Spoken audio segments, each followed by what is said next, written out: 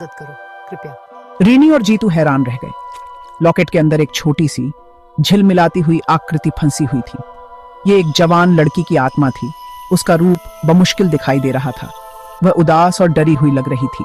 आत्मा ने बताया कि वह एक दुष्ट जादूगर द्वारा लॉकेट में फंस गई थी। उसे वही मुक्त कर सकता है जो उसके फंसने की पहेली को सुलझाए। आशा की एक किरण उसकी आंखों में चमक उठी जब उसने बच्चों की तरफ देखा। आत्मा की दुर्दशा ने हमें सचमुच हिलाकर रख दिया। हमने फैसला किया कि हमें मदद करनी होगी। हाँ, हम जानते थे कि हमें बहादुर बनना होगा। यह हमारे लिए कुछ असाधारण करने का मौका था। उन्होंने गौर से सुना क्योंकि आत्मा ने पहेली प्रस्तुत की थी। मैं हमेशा आ रहा हूँ लेकिन कभी नहीं पहुँचता। मैं हमेशा पास हूँ फिर भी बहुत दूर हूँ।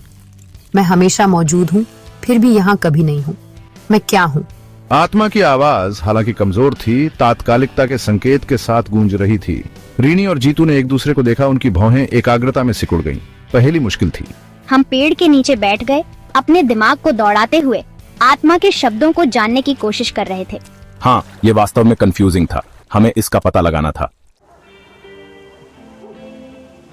समय ऐसे ही निकलता गया जैसे वे पहेली पर विचार कर रहे हों। हर एक ने इसे अकेले हल करने की कोशिश की, लेकिन जवाब मायावी रहा। उन्होंने महसूस किया कि उन्हें एक साथ काम करने, अपने विचारों और विचारों को संयोजित करने की आवश्यकता है। आत्मा ने कहा कि वह हमेशा आ रहा है लेकिन कभी नहीं आता। इसका क्या मतलब हो सकता है? शायद यह कुछ ऐसा है जो हमेशा अपने रास्ते पर होता है लेकिन वास्तव में यहाँ कभी नहीं पहुँचता, कल की तरह। रीनी की आंखें चौड़ी हो गई। कल बेशक यह हमेशा आ रहा है लेकिन कभी यहाँ नहीं। वे दोनों वापस लॉकेट की ओर देखने लगे। वे एक साथ बोले। उनकी आवाजें स्पष्ट और मजबूत थीं। जवाब है कल। जैसे ही उन्होंने यह शब्द कहा, लॉकेट एक शानदार रोशनी के साथ धड़क उठा। फंसी हुई आत्मा बड़ी और अधिक परिभाषित होती गई। उसके चेहरे पर एक बड़ी सी मुस्कान फैल गई। उसने कृतज्ञता से भरी आवाज में बच्चों को धन्यवाद दिया। प्रकाश की एक अंतिम चमक के साथ वह मुक्त हो गया। 1000 टिमटिमाती रोशनी में घुल गया जो आकाश की ओर उठी। रीनी और जीतू विस्मय में देखते रहे। अब खामोश पेड़ के पास खड़े होकर रीनी और जीतू ने उपलब्धि की भावना महसूस की। उन्होंने अपने डर का सामना किया था, एक साथ काम किया था और अंततः जरूरतमंद की मदद की थी। यह एक ऐसा अनुभव था जिसे वे कभी नहीं भूलेंगे।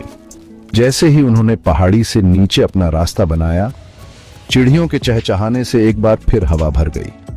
पत्तियां हवा में धीरे से सरसराहट कर रही थीं। ऐसा लग रहा था जैसे जंगल खुद आत्मा की मुक्ति पर खुशी मना रहा हो।